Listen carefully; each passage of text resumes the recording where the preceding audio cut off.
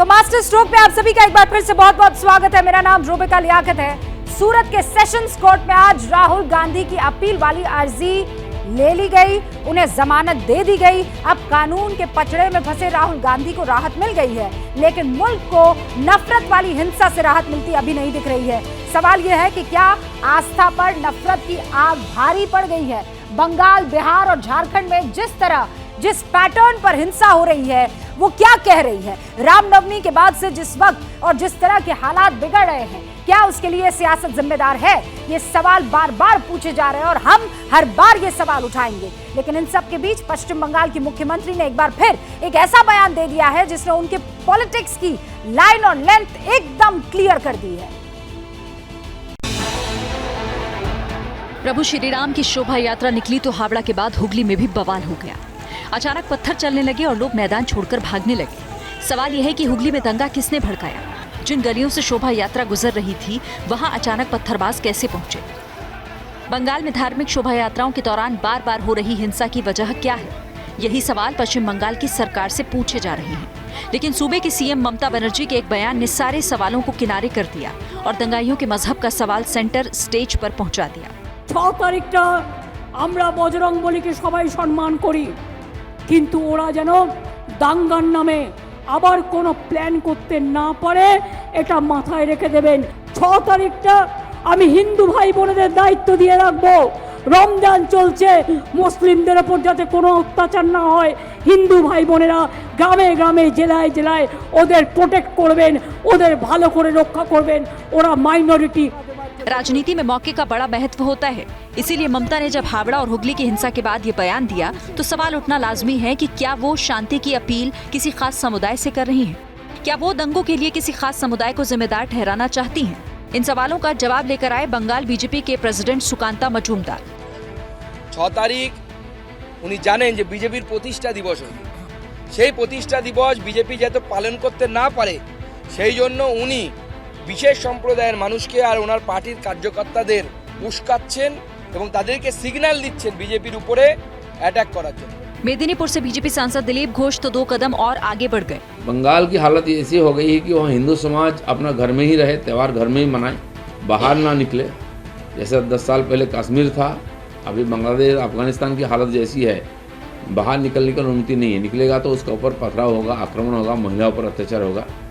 बंगाल का जो किस्सा पिछले एक हफ्ते से सिर्फ दंगों तक सिमटा था, दिलीप घोष ने बांग्लादेश से पश्चिम बंगाल की तुलना करके उसका कैनवस बड़ा कर दिया। तो दीदी के 42 लोकसभा सीटों वाले देश में 27% मुस्लिम वोट बैंक का नक्शा भी सामने आ गया। इसके बाद मोर्चा संभाल लिया दंगे की मार से दहले हुगली की बीजेपी सांसद लॉकेट चटर्जी ने। कुछ दिन पहले सागरदिघी इलेक्शन हुआ था, उसमें तृणमूल का बहुत बुरी तरीके से हार हुआ है और मुस्लिम वोट डिवाइड हो गया। और मुस्लिम वोट को इकट्ठा करने के लिए, मुस्लिम लोगों को खुश करने के लिए ये प्री प्लान्ड जो कॉन्स्पिरेसी ममता बनर्जी ने किया था और उसका फल रिजल्ट आप लोग देख रहे हैं। हाल ही में 3 राज्यों में विधानसभा चुनावों के साथ बंगाल की सागरदिघी विधानसभा सीट पर हुए उपचुनाव में टीएमसी को कांग्रेस ने करारी शिकस्त दी। बंगाल में 2011 से सरकार चला रही ममता बनर्जी के हाथ से एक सीट का निकलना कोई बड़ी बात नहीं होती। अगर इसे मुस्लिम वोट बैंक पर उनकी कमजोर होती पकड़ का सबूत नहीं बताया जाता, इसकी वजह समझिए। मुर्शिदाबाद जिले की सागरदिघी में 64% मुस्लिम आबादी है। सागरदिघी 2011 से टीएमसी का गढ़ रहा है। ये सीट पिछले 3 चुनाव से सुब्रत साहा के पास थी। 2019 के लोकसभा चुनाव में टीएमसी ने यहाँ 42% वोट हासिल किए, जबकि बीजेपी को 23.4%, कांग्रेस को 22.7% और सीपीएम को 6.8% वोट मिले थे। 2021 के विधानसभा चुनाव में साहा ने 51% वोट हासिल किए, जबकि बीजेपी को 24% और वामपंथी समर्थित कांग्रेस उम्मीदवार को सिर्फ 19.5% वोट मिले थे। लेकिन दिसंबर 2022 में टीएमसी के विधायक सुब्रत साहा का निधन हो गया, जिसके बाद 3 राज्यों के साथ यहाँ उपचुनाव हुआ तो कांग्रेस के बायरन बिस्वास ने ये सीट 22,986 वोट से जीत ली और टीएमसी का वोट शेयर घटकर मात्र 39% रह गया और कांग्रेस ने सागरदिघी को ममता के खिलाफ मुस्लिम वोटर्स के रेफरेंडम के तौर पर पेश कर दिया। अब इल्जाम लगाए जा रहे हैं कि इसी खिसकते मुस्लिम वोट बैंक को साधने के लिए ममता ने तुष्टीकरण के तीर चला दिए हैं। सामने पंचायत इलेक्शन है, लोकसभा इलेक्शन है, उसका वोट मुस्लिम वोट डिवाइड हो गया। मुस्लिम वोट को एक साथ के लिए पूरा प्री प्लान्ड है और धरना मंच से उन्होंने जैसा कहा था कि रमजान महीनों में जो ये संप्रदाय का लोग कुछ बुरा काम नहीं करते हैं।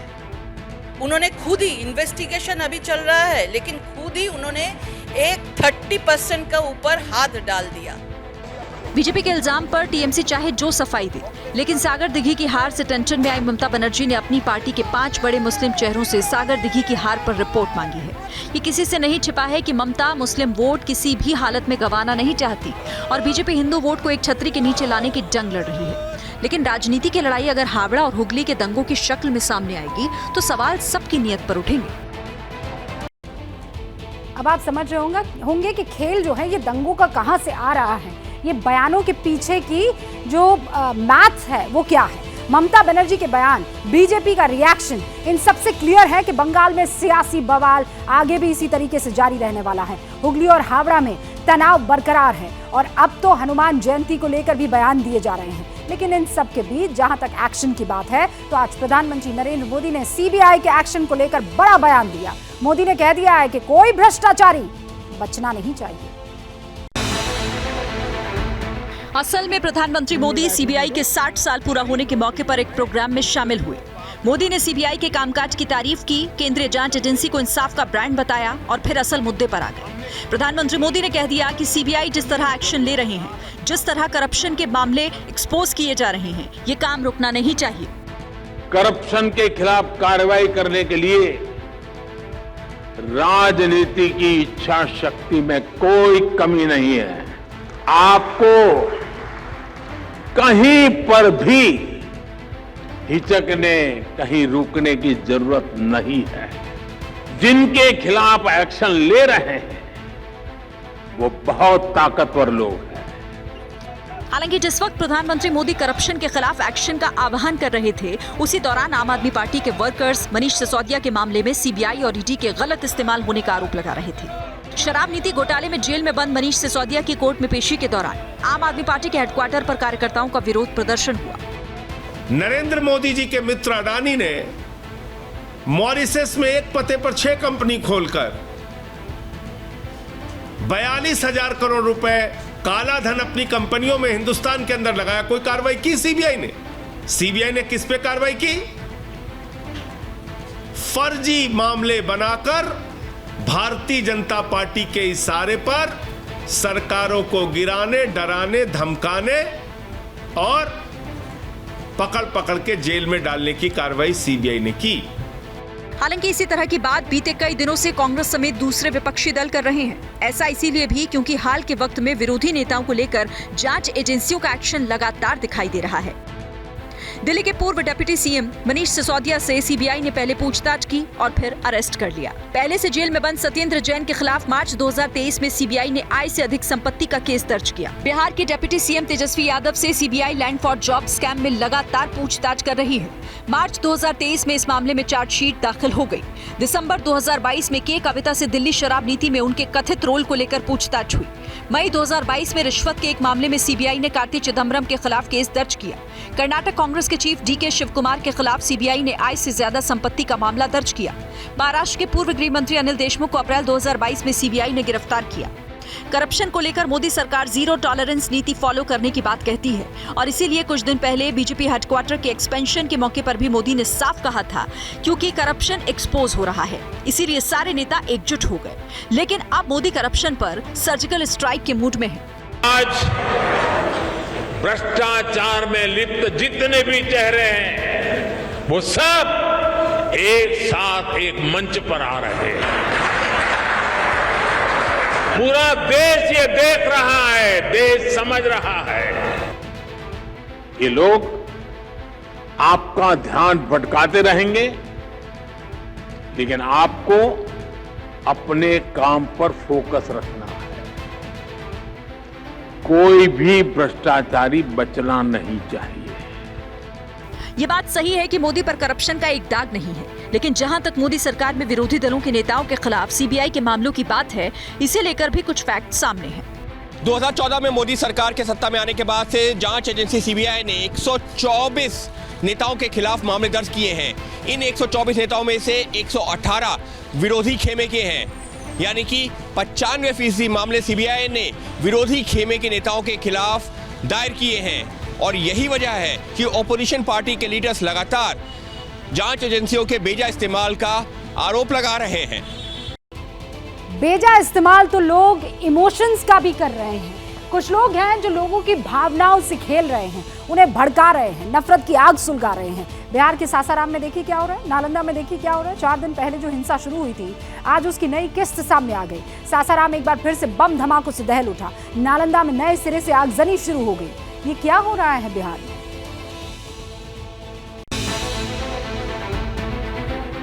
बिहार में सुलगते नफरत के अंगारे कब शांत होंगे? सवाल इसीलिए क्योंकि बिहार के 2 जिले सासाराम और नालंदा आज फिर सुलग उठे। सुलगते बिहार की पहली तस्वीर सासाराम से आई। वक्त सुबह करीब 5 बजे का था। नगर थाना एरिया के मोची मोहल्ले में बम फटने की आवाज फिजाओं में गूंजी। दीवार पर चस्पा ये निशान उसी दहशत का जिंदा सबूत है। लोग दहशत में हैं। शेरी के समय सब कुछ जगह रहता है, उसी समय से अचानक से बहुत विस्फोटक टाइप से आवाज हुआ। कोई असामाजिक तत्व आकर करके विस्फोट करके चला जा रहा है। आपस में लड़ाई होगी, झगड़ा होगा। इससे दहशत का माहौल बिल्कुल है। आसपास का एरिया दहशत में है। सासाराम के मोची मोहल्ले में बमबाजी के बाद एसएसपी के जवानों ने मोर्चा संभाला। इलाके में फ्लैग मार्च किया गया। बमबाजी के बाद ग्राउंड जीरो पर कैसे हालात हैं, इसकी नब्ज भी एबीपी न्यूज के रिपोर्टर मनोज ने टटोली। जिस तरीके से सुबह 5 बजे यहाँ पर धमाका हुआ, उसके बाद आप तस्वीरों में देख सकते हैं कि गश्त को इलाके में एक बार फिर से बढ़ा दिया गया है। कल हमारी आला अधिकारियों से बातचीत हुई थी और मैं भी खुद यहाँ इलाके में घूम रहा था, तो शांतिपूर्ण माहौल बना हुआ था। लेकिन अचानक से सुबह जिस तरीके से यहाँ पर धमाका हुआ, उसके बाद कहीं ना कहीं यही लगता है कि कोई साजिश कर रहा है, यहाँ पर माहौल बिगाड़ने की कोशिश कर रहा है। और सासाराम में बमबाजी के बाद पुलिस के भी होश उड़े हैं। एमआरपीसी लग रहा है, जो एक सुतली बम का पटाखा टाइप का होता है, वो संभवतः किसी ने मारा है। हो सकता है मिसशिप किया हो, लेकिन उस पर भी हम लोग ये कर रहे हैं, उसको किसने ये किया देखने का प्रयास करें। जैसे मिलेगा उस पर कार्रवाई भी होगी। सासाराम ने अभी सुकून की सांस ली भी नहीं थी कि 181 किलोमीटर दूर नालंदा में फिर दंगों की आग भड़क उठी। बिहार शरीफ में 2 दिन पहले स्टेशनरी की जिस दुकान को फूंका गया था, उसे फिर आग के हवाले कर दिया गया। ये तस्वीरें, यहाँ पर स्टेशनरी की दुकान है और इसमें आग लग गई है और यहाँ पर फायर ब्रिगेड की टीम मौजूद है। इसको बुझाने की कोशिश की जा रही है। एक बार इस जगह को एस्टेब्लिश कीजिएगा। देखिए, बिहार शरीफ, नालंदा और गगन दीवान लिखा हुआ है। जब शोभा यात्रा निकल रही थी, इसी जगह पर ही दंगा भड़का था। लगाइए, अभी देख के आए तो फिर देखे लगा हुआ है। खोलने का भी गेट खोलने हुआ है, देखें आग लगा हुआ है। बिहार में अचानक रामनवमी पर दंगों की आग लगती है। ये आग किसने लगाई और क्यों बिहार दंगों की प्रयोगशाला बना? ये सवाल जहां बिहार के बाशिंदों को बेचैन कर रहे हैं, वहीं बिहार में अचानक खुली दंगों की टेम्पलेट पर सियासत के तेवर सुर्ख हैं। कह दिया कि कौन गड़बड़ करता था इधर उधर, उस सब के बारे में ठीक से जानकारी लीजिए, जांच करिए, क्योंकि सब तरह का तो घटना होता नहीं था। कोई गड़बड़ जो भी किया है वो सबको वो पता करके एक्शन लेगा अपने ढंग से, जो उसका अधिकार है। बिहार को सुलगाने के इल्जाम बीजेपी पर लगे तो जवाब बीजेपी के खेमे से भी आया। मोर्चा खुद अमित शाह ने संभाला। सासाराम में आग लगी है, बिहार शरीफ, नालंदा तो नजदीकी है। चिंता हो रही सब। मोदी जी को पूर्ण बहुमत दीजिए, 40 में 40 सीटें और 25 में भाजपा की सरकार बनाइए। ये दंगा करने वालों को उल्टा लटका कर सीधा करने का काम ये भारतीय जनता पार्टी करेगी। 2024 में लोकसभा चुनाव है। चुनावी समर से पहले बिहार सुलग रहा है, तो क्या ये हिंसा चुनावी है? वजह जो भी हो, लेकिन यूपी और महाराष्ट्र के बाद बिहार में लोकसभा की सबसे ज्यादा सीटें हैं। 2019 के चुनाव में बीजेपी, जेडीयू और एलजेपी साथ खड़े थे। 2019 के लोकसभा चुनावों के नतीजों पर गौर करें तो 40 लोकसभा सीट में से बीजेपी के खाते में 17 सीटें गई थी, जेडीयू को 16, जबकि एलजेपी को 6 सीट मिली थी, जबकि 1 सीट कांग्रेस के खाते में गई थी। बीजेपी, जेडीयू और एलजेपी अलायंस ने ऐतिहासिक विक्ट्री के साथ 39 सीटों पर कब्जा किया था, लेकिन अब नीतीश अलग राह पर है। उधर बीजेपी का पूरा फोकस बिहार है। ऐसे में दंगों के साइड इफेक्ट 2024 की चुनावी लड़ाई में भी दिखेंगे। ये वक्त बताएगा, लेकिन चुनाव से पहले बिहार का जलना कम से कम सुशासन बाबू के लिए तो अच्छा सिग्नल नहीं है। जांच का विषय तो है ही ये जो दंगे और हिंसा हो रही है, लेकिन आप जरा सा भी कॉमन सेंस लगाएंगे तो आपको समझ में आने लगेगा कि ये सब प्रायोजित साफ तौर पर नजर आ रहे हैं, पर इसके पीछे है कौन? बिहार के नालंदा और सासाराम में तनाव बरकरार है। पुलिस की टीम गश्त लगा रही है, सिचुएशन कंट्रोल में है। लेकिन इसी दौरान झारखंड में बवाल का नया चैप्टर शुरू हो जाता है। झारखंड में रामनवमी के बाद एक बार फिर हंगामे की खबर सामने आई थी। हालात काबू से बाहर ना हो जाए, इसके लिए पुलिस को लाठीचार्ज करना पड़ा। लेकिन फिर इस खबर को देखते हुए कॉमन सेंस जरूर लगाइएगा, ये कैसे हो रहा है। 3 दिन के अंदर ये दूसरी घटना है जब आमतौर पर शांत रहने वाले झारखंड में टकराव देखने को मिला। पहले जमशेदपुर में रामनवमी के जुलूस में डीजे को लेकर बवाल मचा था। हालात ऐसे बने थे कि जुगसलाई में 2 समुदायों के बीच पथराव होने लगा। उपद्रव काफी बढ़ गया था, लेकिन बाद में हालात काबू में आ गए और अब साहिबगंज में एक बार फिर यही टेम्पलेट फॉलो होती दिखाई दे रही है। एक बार फिर सांप्रदायिक सौहार्द बिगाड़ने की कोशिश की गई। पता ये चला कि पटेल चौक के पास किसी अज्ञात शख्स ने बजरंगबली की प्रतिमा का अनादर करने की कोशिश की। मंदिर में तोड़फोड़ का आरोप भी लगाया गया। जैसे ही ये खबर फैली, बजरंग दल के कार्यकर्ता इकट्ठा हो गए, धरना दे दिया और पुलिस से एक्शन की मांग करने लगे। जो भी दोषी लोग हैं उस पर कड़ी से कड़ी कार्रवाई हो और प्रतिमा को स्थापित करके इसका प्राण प्रतिष्ठा करा कर पूजा कराया जाए। विश्व हिंदू परिषद और बजरंग दल यही चाहता है कि जो दोषी हो उसको कड़ी से कड़ी हो सजा। लेकिन जैसे ही हंगामा बढ़ने लगा, उसी दौरान पुलिस ने फोर्स का इस्तेमाल किया।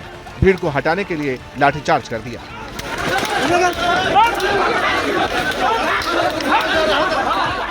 अगर वक्त पर एक्शन न लिया जाए, इन घटनाओं को छोटा मोटा मानकर नजरअंदाज कर दिया जाए, तो फिर इसी तरह की घटनाएं देखते ही देखते हिंसा, बवाल और दंगों की शक्ल अख्तियार कर लेती है। लेकिन साहिबगंज के जिला प्रशासन की तरफ से फौरन अलर्टनेस दिखाई गई। खुद एसडीओ मौके पर पहुंचे, लोगों से बात की, उनकी शिकायतें सुनी और फिर उचित कार्रवाई का भरोसा दिया।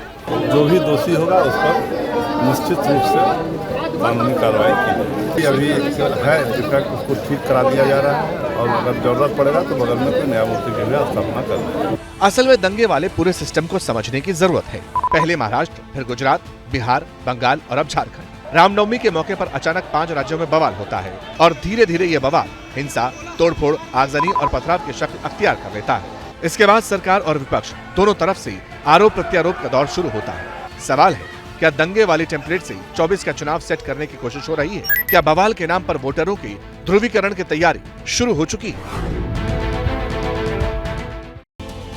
खास बात यह है कि हर पार्टी अपने विरोधी पर ध्रुवीकरण का आरोप लगा रही है। वैसे आरोप प्रत्यारोप का जो खेल है वो राहुल की पेशी पर भी हुआ है। मानहानि के गुनाहगार ठहराए जा चुके राहुल जब लीगल रेमेडी के लिए सूरत पहुंचे तो उनके साथ कांग्रेस के दिग्गजों का दस्ता भी पहुंच गया। बीजेपी ने इसे कांग्रेस का शक्ति प्रदर्शन और कोर्ट पर प्रेशर डालने का हथकंडा बताया। कांग्रेस ने बीजेपी को नसीहत दी। मित्रकाल, सूरमा, विघ्न, कांटे, सत्य, अस्त्र, आसरा, धीरज। राहुल गांधी सूरत की अदालत से बेल लेकर क्या निकले?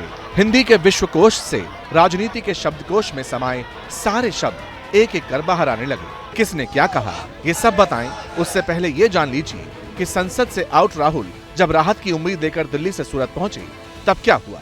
मोदी सरनेम की मानहानि करके फंसे राहुल गांधी को सूरत के सेशंस कोर्ट ने फौरी राहत दे दी। अदालती फरमान के मुताबिक सजा पर स्टे को लेकर सुनवाई अब 13 अप्रैल को होगी। कोर्ट ने 15,000 के मुचलके पर राहुल को जमानत भी दे दी।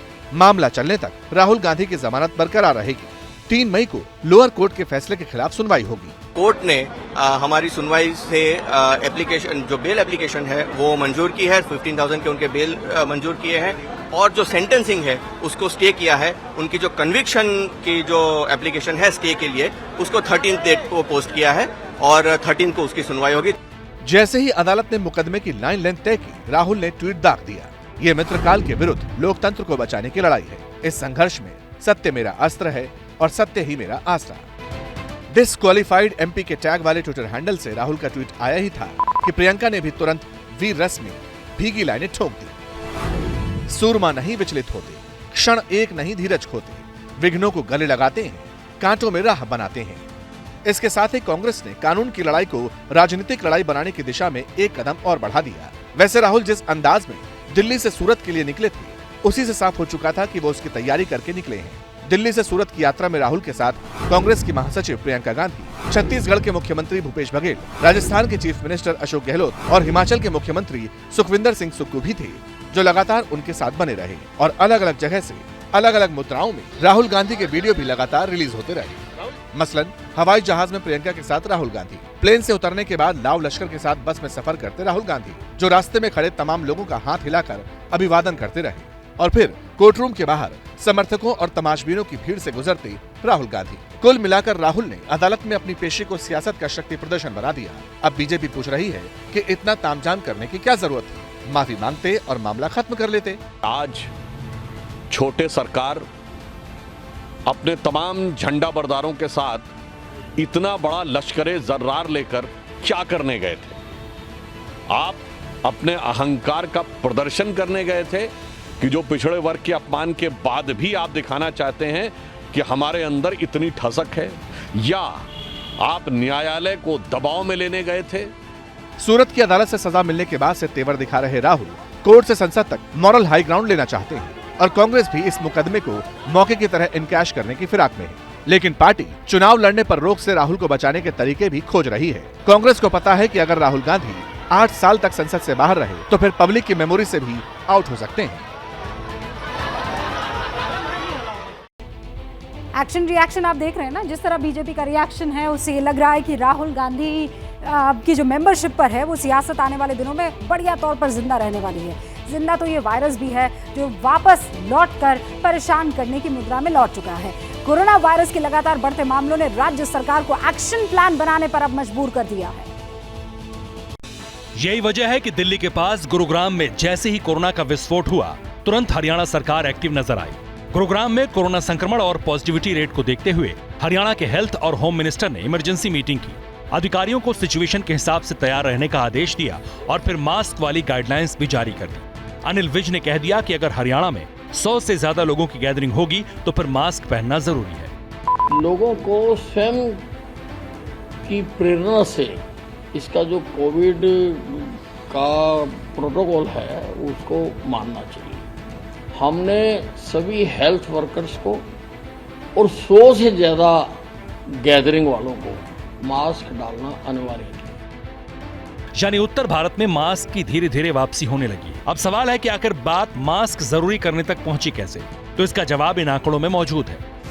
पिछले 24 घंटे में देश भर में कोरोना के 3641 नए मामले सामने आए हैं। इस दौरान कोरोना से संक्रमित 7 मरीजों की मौत की पुष्टि हुई है। इसमें भी महाराष्ट्र में 3 मौतें सामने आई हैं। अब देश में कोरोना के एक्टिव मरीजों की संख्या 20,219 हो चुकी है। एक दिन पहले देश में कोरोना के 3824 मरीज कोविड पॉजिटिव पाए गए थे। कोरोना के डेली केसेस के हिसाब से ये 6 महीने में सबसे ज्यादा संख्या थी और कोरोना के मामले 1 हफ्ते से भी कम वक्त में दोगुनी तेजी से बढ़े। पिछली बार वायरस के संक्रमण का ये ट्रेंड तीसरी लहर में देखने के लिए मिला था और इस वक्त केरल और महाराष्ट्र जैसे राज्यों में ये वायरस तेजी से फैल रहा है। लेकिन चिंता दिल्ली के लोगों की भी बढ़ रही है, क्योंकि देश की राजधानी में भी अब लगातार कोरोना मरीजों की संख्या में इजाफा हो रहा है। रविवार को दिल्ली में कोरोना के 429 केस सामने आए। ध्यान देने वाली बात यह है कि हर 100 में से 16 सैंपल पॉजिटिव मिले। शायद यही वजह है कि दिल्ली के हेल्थ मिनिस्टर अब अस्पतालों की सरप्राइज विजिट कर रहे हैं। अभी फुल लोड में हम लोग 4 टन के करीब ऑक्सीजन पर डे इस्तेमाल कर रहे हैं, तो ऑक्सीजन भी बहुत है। हमारे पास 450 कोरोना के बेड्स उपलब्ध हैं, जिसमें अभी मैं गया था आईसीयू तो वहाँ पे 14 बेड ही जो है ऑक्यूपाइड है, तो कैपेसिटी भी है। दिल्ली के अलावा गुजरात, हिमाचल, कर्नाटक, तमिलनाडु और यूपी भी उन राज्यों में शामिल हैं जिनके चलते डेली केसेस की संख्या लगातार बढ़ रही है। इसी तरह गोवा में भी अचानक कोरोना के नए मरीजों की संख्या में इजाफा हुआ है। हालांकि इधर जम्मू में भी कोरोना के 50 नए केस सामने आने के बाद प्रशासन की तरफ से हर हॉस्पिटल में कोरोना वार्ड तैयार करवाए जा रहे हैं। इसके साथ ही जम्मू कश्मीर एडमिनिस्ट्रेशन टेस्टिंग पर भी जोर दे रहा है। पिछले 24 घंटों में 2000 से ज्यादा लोगों की जांच की गई है। यहाँ ये भी जानना जरूरी है कि कोरोना के साथ साथ H3N2 के मामले भी लगातार बढ़ रहे हैं। देश के केंद्रीय स्वास्थ्य मंत्रालय ने बड़े हॉस्पिटल्स के एक्सपर्ट्स के साथ इस पर चर्चा की और टेस्ट, ट्रैक और ट्रीट के फॉर्मूले पर जोर भी दिया। देखिए, भारत तो वायरस से लड़ेगा और बचेगा भी, ये तो गारंटी है। लेकिन सवाल यह है कि पड़ोसी मुल्क क्या करेगा? बचेगा? कंगाली के घुन से खोखले हो चुके पाकिस्तान से आटे की तरह रोजगार भी अब गायब होने वाला है। पाकिस्तान में 30 मोबाइल कंपनीज ने अपने असेंबली प्लांट्स को बंद कर दिया है। नतीजा यह है कि 20,000 लोगों पर बेरोजगारी की तलवार लटक चुकी है। आखिरकार दिन लद ही गए पाकिस्तान के। ऐसा इसलिए क्योंकि माजी में भी तबाही और मुस्तकबिल में भी तबाही। भूखों मरते पाकिस्तान पर ताला लटकने वाला। बर्बादी का भंवर ऐसा है कि कंपनियां अपना बोरिया बिस्तर पाकिस्तान से समेटने लगी। पाकिस्तान में मोबाइल फोन की असेंबलिंग बंद हो चुकी है। 30 असेंबलिंग यूनिट ने काम करना बंद कर दिया। उधर भारत में बड़ी बड़ी इलेक्ट्रॉनिक कंपनियां असेंबलिंग यूनिट लगा रही हैं, जिस पर शरीफ को कोसा जा रहा है। वहाँ पर अब इंडिया लीडर मोदी की पार्टी की बात करते हैं, अब देखिए वो कितना अच्छा डिलीवर कर रहे हैं। दुनिया के उसने अपने मुल्क को 5वीं बड़ी इकोनॉमी बना दिया, ठीक है। ऑटोमोबाइल इंडस्ट्री में जैपनीज को कम्पीट कर दिया, जापान को क्रॉस कर दिया। और साथ हम देखते हैं उनकी महिंद्रा, ठीक है। हम एग्रीकल्चर तो अपने आप को मोबाइल्स में वो हम तो जो हमारी जो है प्रोडक्शन सारी बंद हो रही है, कंपनियां अपनी कंपनी बंद करके जा रही हैं। सर हम वो चीज़ जो इंडिया अभी अपनी आवाम को दे रहा है, जो बाहर की जो जितनी भी कंपनीज हैं उनको जो सिक्योरिटी प्रोवाइड कर रहा है, जितनी फैसिलिटेट कर रहा है, जिस तरह से पाकिस्तान उसमें नाकाम हो चुका है। अवाम ऐसे ही बेचैन नहीं। पाकिस्तान में 20,000 लोगों की नौकरी खत्म है। आधी कंपनियां तो ऐसी हैं जिन्होंने अप्रैल की आधी तनख्वाह देकर लोगों की छुट्टी कर दी। हालात और कैसे बिगड़े? क्यों कंपनियां पाकिस्तान से तौबा तौबा कर रही हैं? इसकी वजह पाकिस्तानी यूथ्स के पास है। और सर अगर मौजूदा हुकूमत को देख लें तो सर मौजूदा हुकूमत ने किया ही किया है। अपने बैंक बैलेंस बनने के अलावा, अपनी ग्रोथ करने के अलावा, अपने आप को डेवलप करने के अलावा उन्होंने मुल्क को डेवलप किया ही कितना है। सर पाकिस्तान के 88% ऐसे बिजनेसमैन हैं जो रिफ्यूज़ कर चुके हैं कि हमने पाकिस्तान की इस गवर्नमेंट के साथ कोई भी एग्रीमेंट नहीं करना है। 100% इंटरनेशनल इन्वेस्टर्स ऐसे जो मना कर चुके हैं कि हमने इनके साथ कोई भी एग्रीमेंट नहीं करना, हमने बिजनेस ही करना है। इवन के सर किसी ज़माने में जो चाइना, सऊदी अरेबिया और ईरान हमारे बहुत अच्छे दोस्त हुआ करते थे, उन्होंने भी इमदाद देने से या उन्होंने भी सरमायाकारी करने से मना कर दिया है।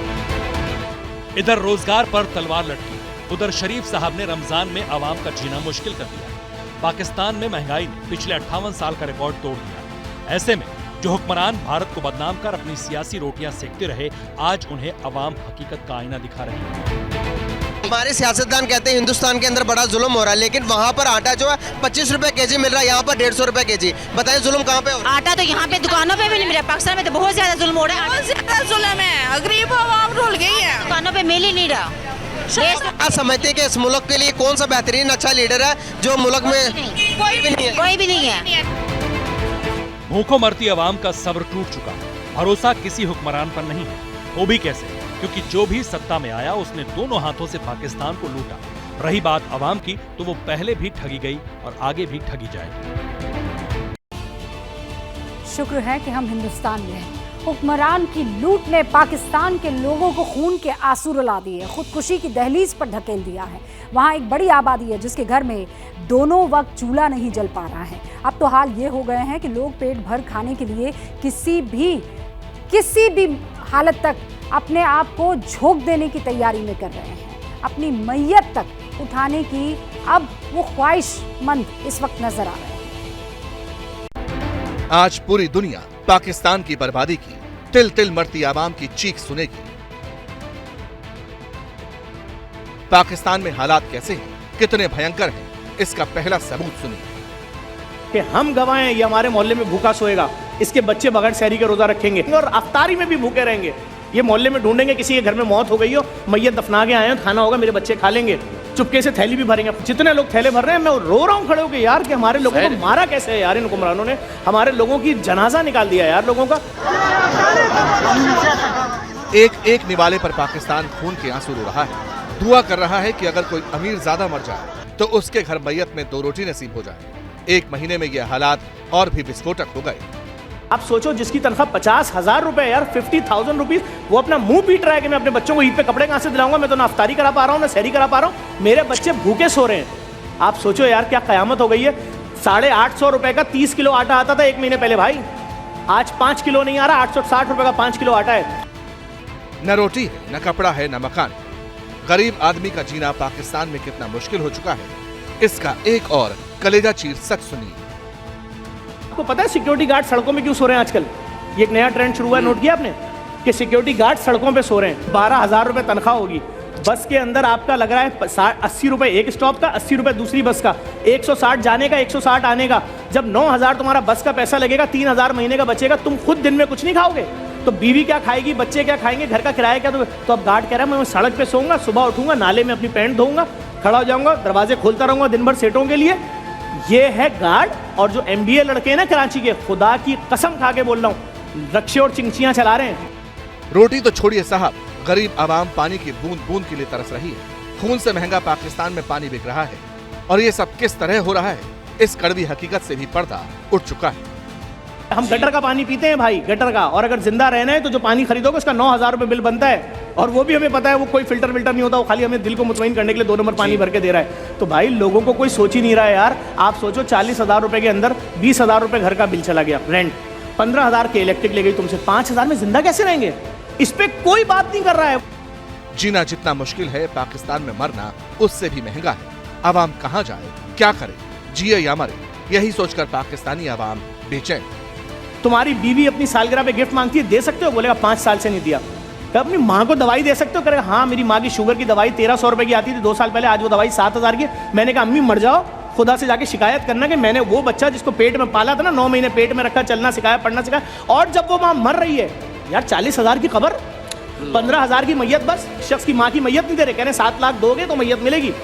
वो बच्चा क्या खुदकुशी नहीं करेगा कि जिस माँ ने मुझे पैदा किया था आज उसकी लाश सड़ रही है डब्बे के अंदर, मेरे पास 7 लाख रुपए नहीं है? 7 लाख रुपए बेरोजगार आदमी के लिए 7 अरब रुपए से बड़ी रकम है। इन सारी बातों को सुनने के बाद लगता है कि पाकिस्तान में हालात बेहद खौफनाक हो चुके हैं, जो दिन ब दिन और बदतर हो रहे हैं, मगर पाकिस्तान के हुक्मरानों को इससे कोई फर्क नहीं पड़ता। मियां शरीफ तो उम्रे पर जाने की प्लानिंग कर रहे हैं, पाकिस्तान को मरता छोड़कर वो जा रहे हैं अरबियों के आगे अपनी बात रखने के लिए। पाकिस्तान के इकोनॉमिक सिस्टम में इतने लीकेज है कि उसे भर पाना, पाकिस्तान तो छोड़िए, उसके दूसरे जो मुल्क दोस्त बने फिरते हैं ना, उनके लिए भी मुसीबत का सबब बनते जा रहे हैं। हालांकि जहां तक मुसीबत का सवाल है तो रूस और यूक्रेन वॉर ने यूरोप और अमेरिका को पैनिक मोड में ला दिया है। दावा किया जा रहा है कि रूस ने यूक्रेन में बना नाटो का कमांड सेंटर नेस्तनाबूद कर दिया है, और इसी एक्शन के बाद पेंटागन ने भी अमेरिका की पूरी जंगी तैयारी का ब्लूप्रिंट सामने रख दिया है। बारूद के विस्फोट के बीच आसमान में एक चिनूक दिखा। जिस मिलिट्री व्हीकल से जमीन पर कंपन होने लगती है, चिनूक उसे जबड़े में दबोचकर जमीन पर उतार रहा था। इसके फौरन बाद 2 हेलीकॉप्टर से सुपर सोल्जर्स निकले। असॉल्ट राइफल से लैस इन जवानों ने पोजीशन ली और फिर टारगेट की तरफ कूच कर दिया। ये तस्वीरें 31 मार्च की। रोमानिया के एयरबेस कॉन्स्टेंटा में अमेरिकी सेना ने एयर असॉल्ट की मॉक ड्रिल की। रोमानिया में मॉक ड्रिल से पुतिन को टेंशन इसलिए है क्योंकि रोमानिया का बॉर्डर यूक्रेन और ब्लैक सी से लगता है। लेकिन रोमानिया की जमीन पर अमेरिका की एयर असॉल्ट ड्रिल की एक बहुत बड़ी वजह है। अमेरिका की मशहूर weekly news magazine Newsweek ने एक सनसनीखेज रिपोर्ट छापी है। इस रिपोर्ट के एक एक शब्द अमेरिका और नेटो के होश उड़ाने वाले हैं। न्यूज वीक की इस वर्ल्ड ब्रेकिंग रिपोर्ट में आशंका जताई गई है कि 9 मार्च को रूस ने किंजल मिसाइल से हमला करके यूक्रेन में नेटो के कमांड सेंटर को नेस्तनाबूद कर दिया है। दावा यह भी है कि इस कथित हमले में अमेरिका और नेटो के कई बड़े अधिकारी मारे गए हैं। सोशल मीडिया पर वेरीफाइड अकाउंट से ऐसे कई दावे वायरल हैं, जिसमें रूसी सुपरसोनिक मिसाइल से नेटो कमांड सेंटर पर पुतिन आर्मी के हमले की बात कही गई है। दावा यह भी किया जा रहा है कि नेटो के जिस कमांड सेंटर को रूसी सेना ने निशाना बनाया, वो जमीन से कई मीटर नीचे से ऑपरेट कर रहा था, जिसे डिस्ट्रॉय करने के लिए रूसी सेना ने किंजल जैसी विनाशक मिसाइल का इस्तेमाल किया।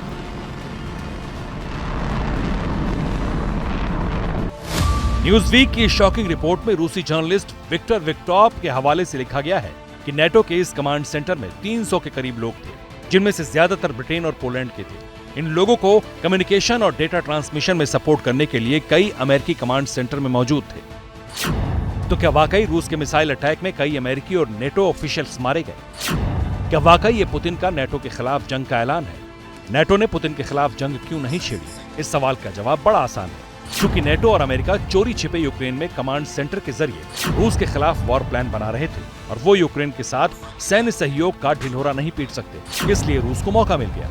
अब अगर नेटो या अमेरिका ने मान लिया कि किंजल अटैक में उनके अधिकारी मारे गए, तो पहला सवाल रूस पूछेगा कि यूक्रेन में आप कर क्या रहे थे? याद कीजिए 24 फरवरी 2022 को जब पुतिन ने रूस पर हमले के पहले दिन कहा था कि यूक्रेन पर अटैक करना मजबूरी थी, क्योंकि पश्चिम के देशों ने यूक्रेन को एंटी रूस एक्टिविटी का सेंटर बना लिया था। यानी न्यूज़वीक की खबर सच भी होगी तो भी अमेरिका कबूलेगा नहीं कि नेटो कमांड सेंटर पर पुतिन की मिसाइल गिरी, क्योंकि ये कबूलनामा पुतिन के वॉर एक्शन को जायज ठहरा देगा। और अब आपको हिंदुस्तान लेकर आ रहे हैं। हिंदुस्तान में भी हिंदुस्तान के दिल मध्य प्रदेश लेकर चलते हैं, कूनो नेशनल पार्क, जहां से निकलकर चीता पास के खेत में पहुंच गया। हद तब हो गई जब चीते को दोबारा पार्क में पहुंचाने के लिए फॉरेस्ट गार्ड्स अंग्रेजी में आवाज लगाने लगे।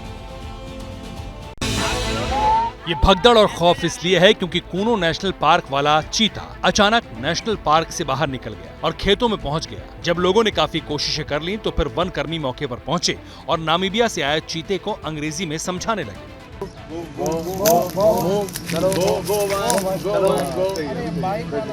जिस चीते को अंग्रेजी में समझाने की कोशिश हुई उसका नाम ओबान है। ये विजयपुर इलाके के बड़ौदा और कोलीपुरा गांव के खेतों में घुस गया था। इस बीच चीता आने की खबर जैसे ही फैली, गांव में रहने वाले लोग लाठी डंडे लेकर चीते का सामना करने के लिए तैयारी करते दिखाई दिए।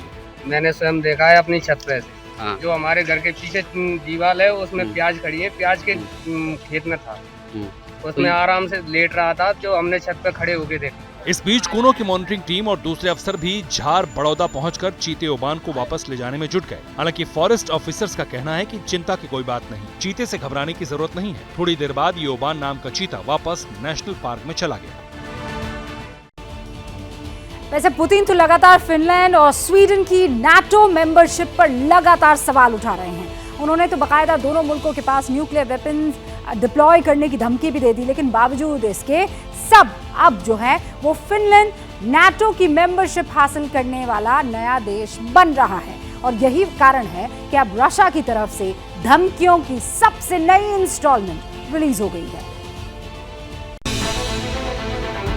लेकिन पुतिन एंड कंपनी की धमकी से पहले बेल्जियम में हुए उस डेवलपमेंट पर गौर करना जरूरी है जिसने अब नेटो वाली पावर को 30 मुल्कों से बढ़ाकर 31 तक पहुंचा दिया। रूस के यूक्रेन पर अटैक के बाद फिनलैंड जैसा न्यूट्रल देश रूस के साथ 1000 किलोमीटर से ज्यादा का बॉर्डर शेयर करने वाले देश ने नेटो की मेंबरशिप के लिए अप्लाई किया था।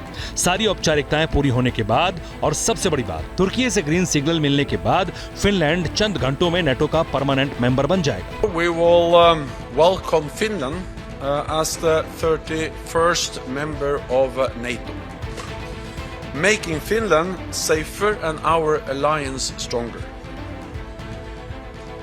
We will raise the Finnish flag for the first time here at the NATO headquarters.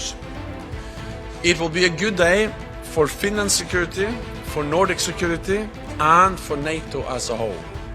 Finland और स्वीडन ने करीब करीब एक साथ नेटो मेंबरशिप के लिए अप्लाई किया था, मगर फिनलैंड को अप्रूवल मिला है। लेकिन यह भी सही है कि जिस लीडर ने फिनलैंड को नेटो में शामिल करने के लिए सबसे ज्यादा जोर दिया, जो सबसे ज्यादा वोकल रही, फिनलैंड की वो प्राइम मिनिस्टर सना मारिन चुनाव हार गई। लेकिन ये फिनलैंड की इंटरनल पॉलिटिक्स है। दूसरी तरफ स्वीडन अब भी नेटो मेंबरशिप का इंतजार कर रहा है। I say this because sometimes you get a feeling that in a way Sweden is left alone. No, Sweden is not left alone. Sweden is as close as it can come as a full-fledged member, and we continue to integrate Sweden. हालांकि अब सवाल है कि NATO member बन जाने के बाद Finland और स्वीडन का क्या फायदा होगा। इसका जवाब नेटो के आर्टिकल 5 में छिपा है। इसका मतलब यह है कि अगर नेटो के किसी सदस्य देश पर हमला हुआ तो सभी मेंबर कंट्रीज पर अटैक माना जाएगा और ऐसे में सभी देश दुश्मन के खिलाफ काउंटर अटैक करेंगे। अब फिनलैंड के नेटो में शामिल होने से रूस तिलमिला रहा है और इसका रिएक्शन यूक्रेन वॉर जोन में दिख रहा है। रूस ने ईस्ट डोनबास क्षेत्र में एंटी टैंक मिसाइलों से लैस नया ड्रोन टैंक उतारा। रशिया ने अपने मार्कर अनमैन्ड ग्राउंड व्हीकल का परीक्षण शुरू कर दिया। Marker UGV Kornet anti tank मिसाइलों से लैस है, जो मानव रहित टैंक है जिसे दूर से रिमोट के जरिए ऑपरेट किया जा सकता है। इसमें लगी मिसाइलें दुश्मन के किसी भी टैंक या बख्तरबंद गाड़ियों को नष्ट करने में सक्षम है। रशिया का एक्शन ऐसे वक्त में हो रहा है जब यूक्रेन को लेपर्ड और अब्राम्स जैसे टैंक मिल रहे हैं। इसके अलावा नॉर्वे और डेनमार्क ने भी यूक्रेन के हथियारों वाली सप्लाई लाइन को मजबूती दी है। आपको बता दें कि फिलहाल रशिया का ड्रोन टैंक टेस्टिंग के दौर से गुजर रहा है। क्या मजबूरी है मेरी, बताइए। मैं अभी आपको बताती हूँ कि मैंने ओए होए होए होए नमकीन के चटकारे लेते हुए टकटकी मार के डिबेट शो को पॉज रिपीट कर कर के देख रहे हैं जोगिंदर जी। इनकी तरह आप भी देखें अपनी फेवरेट डिबेट्स को रिपीट कर और डाउनलोड कीजिए एबीपी लाइव ऐप अपने स्मार्ट टीवी पर।